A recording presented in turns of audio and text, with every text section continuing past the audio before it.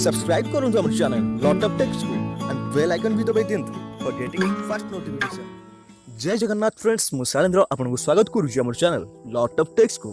Friends lot of take जो रोचे हमर चैनल फ्रेंड्स, तो सेठी में बहुत सारा अपडेट दउची like android solution, live solution, किछटा मोटिवेशनल वीडियो, बहुत सारा कंटेंट हमर लॉट ऑफ टेक चैनल रखी आसी आज पर्यंत।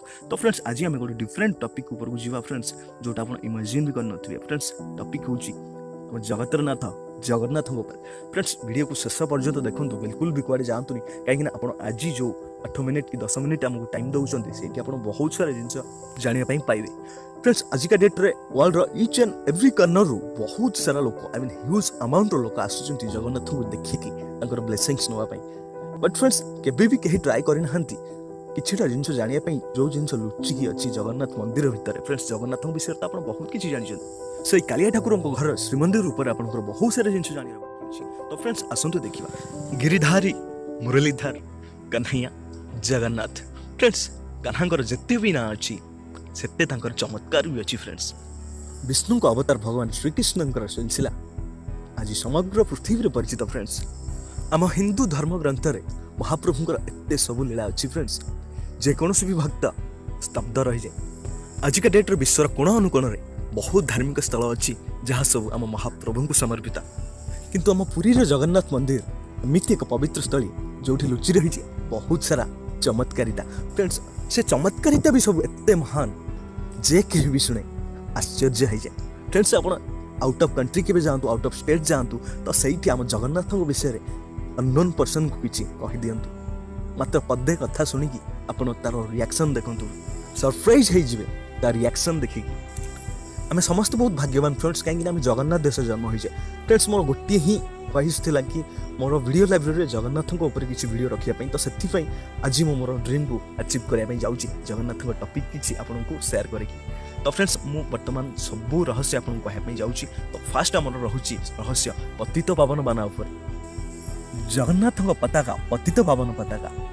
तो फ्रेंड्स पतित पावन बानार केतबेले उड़ीबा आप देखी, जदि देखिथे गोटे जिन आप मार्क करना, पतित पावन बाना जितेबाला भी उड़े पवन विपरीत ही उड़े।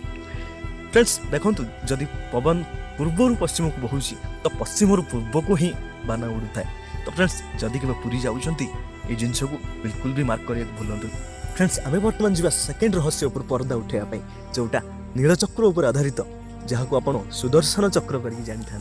20 फुट हाइट गोटे टन ओजन ये सुदर्शन चक्र आपन को एते छोट देखा जाए जे आपन जदि पाखो को न जाउचंती ताले केबे भी इमेजिन करि परिबेनी, केबे भी विश्वास करिबेनी सुदर्शन चक्र रो वेट एते। फ्रेंड्स सुदर्शन चक्र ऊपर जो रहस्य अछि देखंतु, आपन जेबे भी पुरी जाउचंती मार्क करंतु, जे कोनोसी भी डायरेक्शन रो आपन सुदर्शन चक्र को देखुचंती तार सर्कुलर सरफेस से आपन देखि परिबे, आपन केबे भी तार साइड व्यू देखि परिबेनी। तो फ्रेंड्स दुनिया जो एते बड़ मंदिर जगन्नाथ जोठी रहुचंती तार एरिया होची 4 lakh square foot and height होची अप्रोक्सीमेट 213 फीट।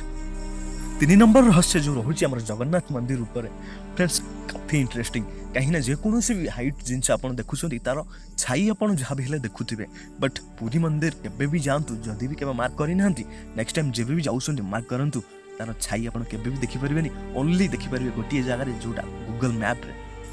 4 नंबर रहस्य फ्रेंड्स पवन गतिविधि। आई मीन आप जिते भी सी बीच बुलूंट तो सही आप मार्क करेंगे समुद्र भितर दिन टाइम कौन कि पवन आसे कूल आड़ को, और राति टाइम तार अपोजिट डायरेक्शन में पवन बही था। किंतु आम पुरी मंदिर पुरी जो रोचे सी बीच तो सही से सिस्टम पूरा अलटा।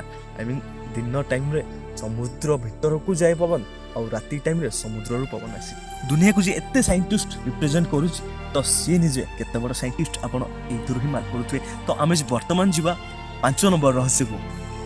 आपण जे कोनोसी भी मंदिर जातु फ्रेंड्स मार्क करिथिबे, बहुत सारा मंदिर ऊपर पक्षी बसिथिबे एंड किछि पक्षी मध्य मंदिर ऊपर दे उड़ुथिबे। किंतु पुरी मंदिर एमिति एक भव्य मंदिर जोठी पक्षी आसीबा तो दूरर कथा, पक्षी बसिबार दूरर कथा, पक्षी मंदिर पाख भी मारी पारंतिनी। फ्रेंड्स तार रीजन ए पर्यंत भी कोनोसी साइंटिस्ट देई पारनांती। फ्रेंड्स 6 नंबर रे आमे जीवा 6 नंबर रहस्य रे किचन ऊपर, मंदिर रो किचन जमती आम घरे किचन थाए सेमती पुरी मंदिर भी गोटे किचन अच्छी, जहाँ समग्र विश्वर बड़ किचन। କୁହାଯାଏ ପ୍ରତ୍ୟେକ ଦିନ 500 ରୋଷେଇଆ 300 ସହଯୋଗୀମାନଙ୍କ ସହିତ ମିଶିକି ଆନନ୍ଦ ବଜାର ପାଇଁ ପ୍ରସାଦ ପ୍ରସ୍ତୁତ କରିଥାନ୍ତି। ଫ୍ରେଣ୍ଡସ୍, ବହୁତ କମ୍ ପ୍ରସାଦ କିଛି ହଜାର ଲୋକଙ୍କ ପାଇଁ ପ୍ରସାଦ ପ୍ରତ୍ୟେକ ଦିନ ପ୍ରିପେୟାର ହୁଏ, କିନ୍ତୁ ତାକୁ ଖାଆନ୍ତି ଲକ୍ଷ ଲକ୍ଷ ଲୋକ। ୟାଠୁ ବଡ଼ ମିରାକଲ କ'ଣ ହେଇପାରେ ଫ୍ରେଣ୍ଡସ୍? ତ ବର୍ତ୍ତମାନ ଆମେ ଯିବା 7 ନମ୍ବର ରହସ୍ୟ ଉପରକୁ। ତ ଫ୍ରେଣ୍ଡସ୍ ଦେଖନ୍ତୁ, ଯଦି ଆପଣ କେବେ ବି ପୁରୀ ଟାଉନରେ ବୁଲୁଛନ୍ତି ତ ଫ୍ରେଣ୍ଡସ୍ ମାର୍କ କରିବେ, ଯେକୌଣସି ବି ଜାଗାରେ ଆପଣ ରହୁଛନ୍ତି ସମୁଦ୍ରର ଗର୍ଜନ ଆପଣ ନିହାତି ଶୁଣିବେ। କିନ୍ତୁ ସିଂହଦ୍ୱାରର ପ୍ରଥମ ପାହାଚରେ ପାଦ ରଖିବା ପରଠୁ ମନ୍ଦିର ଭିତରେ ଆପଣ ଯେତେ ସମୟ ରହୁଛନ୍ତି ସମୁଦ୍ରର ଗର୍ଜନ ଆପଣଙ୍କୁ ଟିକେ ବି ଶୁଭାଯିବନି ଫ୍ରେଣ୍ଡସ୍। ବର୍ତ୍ତମାନ ଆମେ ଯିବା 8 ନମ୍ବର ରହସ୍ୟ ନବକଳେବର ଉପରକୁ। ତ ଫ୍ରେଣ୍ଡସ୍, ଜଗନ୍ନାଥଙ୍କର ଏମିତି ଏତେ ରହସ୍ୟ ଅଛି, ଆପଣ ଯେତେ ଶୁଣିବେ ଟାଇମ୍ ସରିଯିବ କିନ୍ତୁ ରହସ୍ୟ ସରିବନି। ପ୍ରତ୍ୟେକ 12 ବର୍ଷକୁ ଥରେ ମହାପ୍ରଭୁଙ୍କ ବିଗ୍ରହ ପରିବର୍ତ୍ତନ ହୋଇଥାଏ, ଯାହାକୁ ଆମେ କହୁ ନବକଳେବର। ଫ୍ରେଣ୍ଡସ୍, ଜଗନ୍ନାଥ, ବଳଭଦ୍ର, ସୁଭଦ୍ରାଙ୍କର ମୂର୍ତ୍ତି ନୂଆ ହେଇଥାଏ ଫ୍ରେଣ୍ଡସ୍। ଲିମ୍ବ ଗଛର ଯେଉଁ ଦାରୁ ଥାଏ ସେ ଦାରୁରୁ ହିଁ ଜଗନ୍ନାଥଙ୍କ ବିଗ୍ରହ ତିଆରି କରାଯାଇଥାଏ ଫ୍ରେଣ୍ଡସ୍। ଆକାର କିନ୍ତୁ ପରିବର୍ତ୍ତନ ହେଇନଥାଏ।